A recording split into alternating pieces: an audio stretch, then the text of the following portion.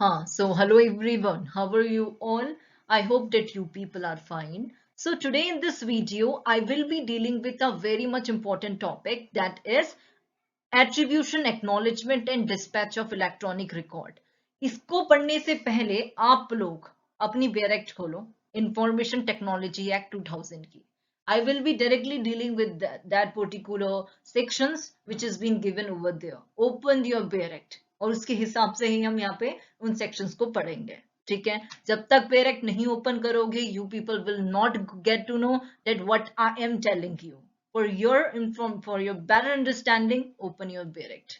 तो देखो, सेक्शन 11 बात करता है एट्रीब्यूशन ऑफ इलेक्ट्रॉनिक रिकॉर्ड्स की. ठीक है, तो क्या होता है एट्रीब्यूशन, पहले तो इसको समझो. Attribution means to identify the source. ठीक है, process of tracking something. Simple इसकी जनरल मीनिंग है एट्रीब्यूशन की ये. अब यहाँ पे एट्रीब्यूशन ऑफ इलेक्ट्रॉनिक रिकॉर्ड्स की बात की जा रही है. इलेक्ट्रॉनिक रिकॉर्ड्स भी क्या होते हैं ये भी आपको पता होना चाहिए. इलेक्ट्रॉनिक रिकॉर्ड मींस कोई भी डेटा, इमेज या data generated, sound recording which is being sent or received, microfilms etc. ये इलेक्ट्रॉनिक रिकॉर्ड होता है. अब बोलता है कि हम कैसे ये पता लगाएंगे कि ये जो इलेक्ट्रॉनिक रिकॉर्ड है, it has been attributed or it has been sent by the originator. कैसे पता लगाएंगे? तो हमें पहले ये पता होना चाहिए कि इलेक्ट्रॉनिक रिकॉर्ड हम बोलेंगे as per section 11 it says that an electronic record shall be attributed to the originator. कब? When if it has been sent by the originator. उस इलेक्ट्रॉनिक रिकॉर्ड को एक तो अगर खुद ओरिजिनेटर ने अगर भेजा है, हम मानेंगे कि वो इलेक्ट्रॉनिक रिकॉर्ड किसने भेजा है, it has been sent by the originator. Second बोलता है कि by a person who has the authority to act on behalf of the originator in respect of the electronic record. तो हम तब मानेंगे कि वो इलेक्ट्रॉनिक रिकॉर्ड किसने भेजा है, वो बोलेंगे कि वो भी ओरिजिनेटर के द्वारा. अगर ओरिजिनेटर ने खुद नहीं भेज रहा, ओरिजिनेटर उसने किसी को अपने बिहाफ में अपॉइंट करा है, जैसे कि होता नहीं है प्रिंसिपल के बिहाफ में एजेंट काम करता है, वैसे ओरिजिनेटर ने अपने बिहाफ में किसी पर्सन को ऑथराइज कर दिया कि that he will be sending that particular electronic record. तो तब भी हम ये मानेंगे कि वो electronic record it has been sent by the originator. Third बोलता है कि by an information system or programmed by or on behalf of the originator to operate automatically. Sometimes there is some features you might have seen, which you are sending something and that automatic reply you people are getting.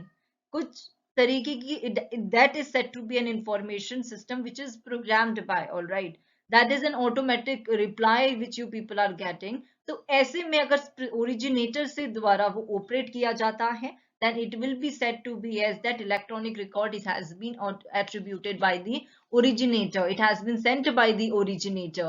Originator का meaning कहाँ पे है?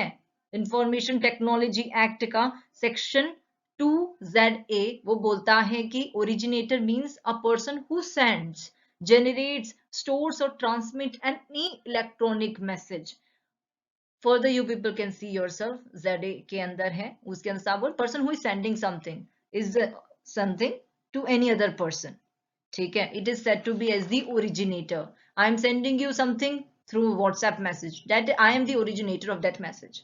Simple side से है. अगर वो message मेरी तरफ से गया है, then I will be the originator of that message.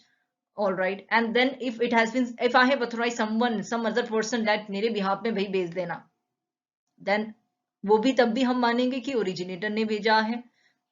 अगर मैंने कोई ऐसा प्रोग्रामिंग तरीके से कर रखी है अपने कंप्यूटर में कि ऑटोमेटिक रिप्लाई चला जाएगा, अगर कोई मुझे कुछ भेजेगा, थम्स अप का, if someone has send me something, I am sending someone something, automatically इतने बजे टाइमर लग सेट कर दिया कि इतने बजे ये चीज चली जाएगी, तो वो ऑटोमेटिक रिप्लाई है.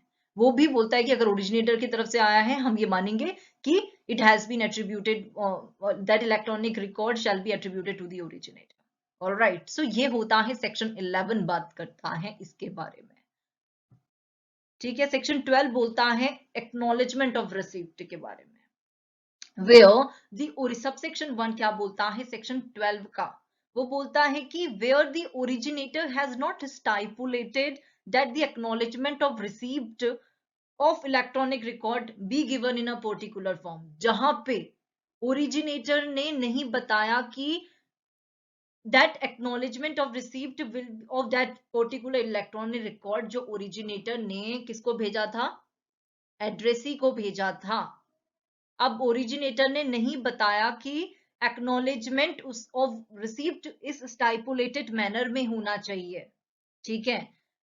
देन अगर उस फॉर्म में नहीं है, then acknowledgement may be given by the addressee, automated और अदरवाइज किसी भी फॉर्म में दे सकता है एड्रेसी, या तो ऑटोमेटिक रिप्लाई का ऑप्शन है उसके तरफ से भी थम्स अप का ऑप्शन आ गया, ठीक है, तो वो भी माना जाएगा। या फिर ऑटोमेट अपनी तरफ से अगर रिप्लाई करता है yes I have receive this, तो वो भी क्या माना जाएगा कि yes it has been receive, acknowledge हो गया है वो इलेक्ट्रॉनिक रिकॉर्ड जो भेजा था ओरिजिनेटर ने, किसको, एड्रेसी को।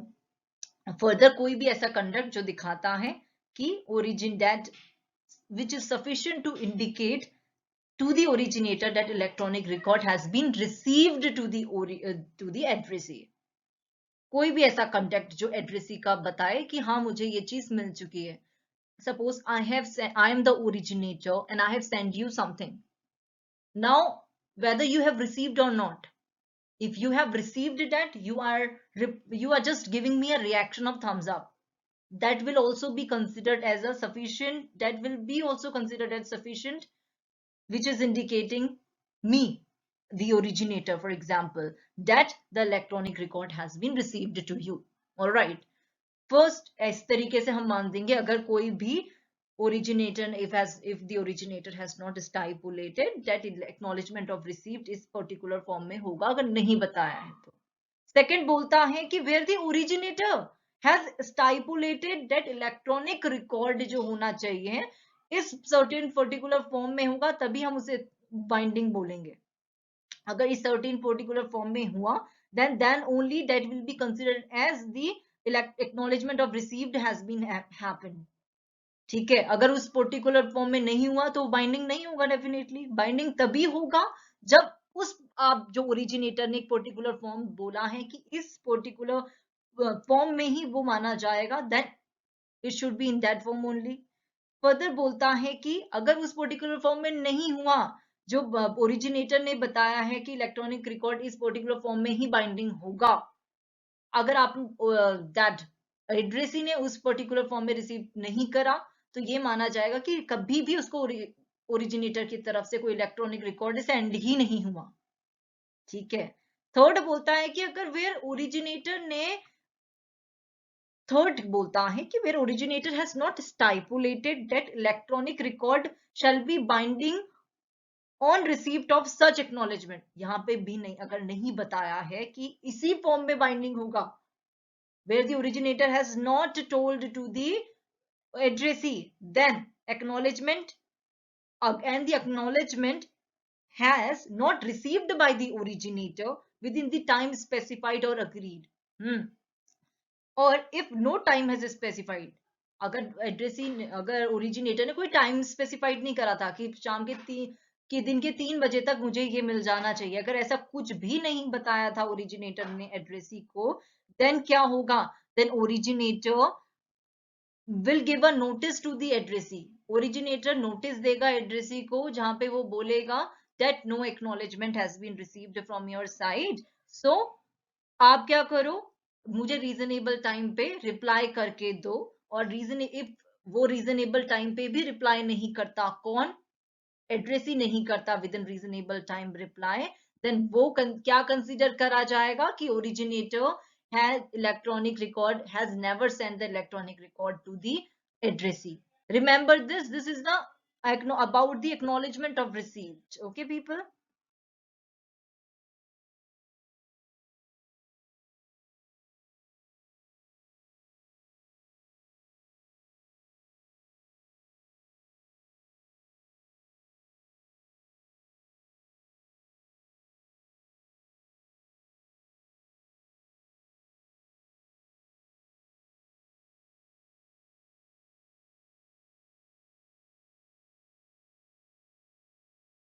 नाउ सी सेक्शन 13, डायरेक्ट खोल के पढ़ो इसको. I am again saying to you people, it is saying that time and place of dispatch and receipt of electronic record. I am having my Barrect with me and I am simultaneously reading one by one line and explaining you people. ठीक है, तो वहीं से देखो तभी आपको समझ में आएगा क्या बोल रही हूँ मैं. Do not take it otherwise. So first it is saying that time and place of dispatch of electronic record के बारे में ये बात करता है. पहला बोलता है सबसेक्शन की save as otherwise agreed to between the originator and addressee, dispatch of electronic record occurs. कब होगा dispatch electronic record का? When मैं originator हूं, suppose I am using the computer right now, मैंने वहां से जैसे ही उसको मैसेज भेजा इसको एड्रेसी को, उसी टाइम क्या माना जाएगा कि डिस्पैच हो चुका है वो इलेक्ट्रॉनिक रिकॉर्ड. दूसरा वो सबसेक्शन बोलता है कि जहां पे originator and addressee the where उन दोनों के बीच में कुछ if they have agreed, so the time of receipt of an electronic record, how it will be determined. अगर पहला बोलता है कि if addressee ने एक designated computer system जो है for the purpose of receiving electronic record, अगर if he has designated a computer that उस particular computer designated computer resource के अंदर जब जो है इलेक्ट्रॉनिक रिकॉर्ड जैसे ही आएगा वो माना जाएगा कि हाँ आई हैव रिसीव्ड दैट. तो जैसे ही ए एक पर्सन है, ठीक है, वो है एड्रेसी, जैसे ही बी ने उसको मैसेज भेजा और उसके उस डेजिग्नेटेड कंप्यूटर पे आया जो एड्रेसी ने डेजिग्नेट करके रखा है, तो वो माना जाएगा कि उसको वो इलेक्ट्रॉनिक रिकॉर्ड मिल चुका है, he has received that. दूसरा बोलता है कि if the electronic record is sent to a computer of the addressee that is not the designated compute resource, receipt occurs at the time when the electronic record is retrieved by the addressee. अब ऐसे computer resource के अंदर वो electronic record गया जो addressee का designated computer नहीं था, तो क्या माना जाएगा? It will be considered at that point of time.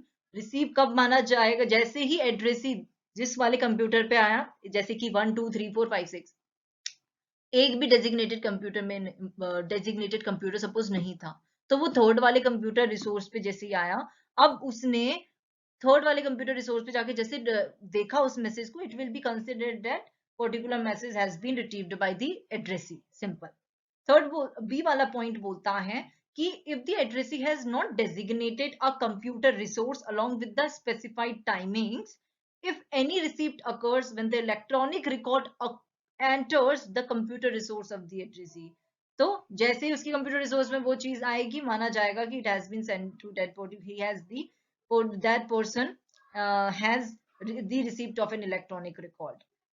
बोलता है कि अब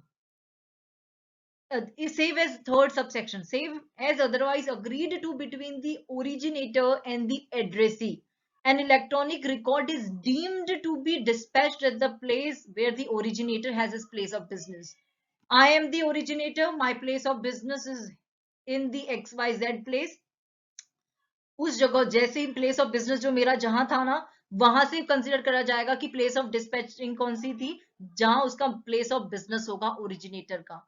और रिसीव जो एड्रेसी होगा उसका जो प्लेस ऑफ बिजनेस है उस प्लेस पे क्या माना जाएगा? That has been received at that place of business of the addressee. Subsection 4 बोलता है कि जो प्रोविजन है सबसेक्शन 2 का वो अप्लाई होगा notwithstanding the place where the computer resource is located may be different from the place where the electronic record is deemed to have been received under subsection 3. Further, subsection 5 is important. It says that for the purpose of this section के purpose के लिए, if the originator or the addressee has more than one place of business, ठीक है, तो so the principal place of business shall be the place of business. अगर आपका हो सकता है कि आपके पास एक या एक से ज्यादा place of business हो सकते हैं, then जो principal place of business है, it will be considered as the place of business. ठीक है. If the originator or the addressee does not have the place of business, तो ऐसी सिचुएशन पे जो यूजुअल प्लेस ऑफ रेसिडेंस होगा that then will be considered as the place of business. Okay, usual place of residence in relation to a body corporate means place where it is registered. Simple. Always remember this thing. This is very easy, and try to understand what section 11, 12 and 13 of Information Technology Act 2000 says. It is completely dealing with the cyber world. जो information technology act है वो cyber world से बात करती है, और आपको पता होना चाहिए क्या लॉज हैं हमारे cyber laws. And this attribution, acknowledgement and dispatch of electronic record topic is very much important. Try to read yourself also first, then some video पे आया करो whenever you are doing something. जब तक खुद नहीं पढ़ोगे and directly will be watching the video, you people will be thinking that कि बोल क्या रहे हैं, वो तो लगेगा ही क्योंकि खुद नहीं पढ़ा है. जब तक खुद नहीं पढ़ोगे, you people will not understand. So if you people have any doubt, do let me know below in the comment box, and do like and subscribe my YouTube channel for more videos. Thank you so much for watching this video.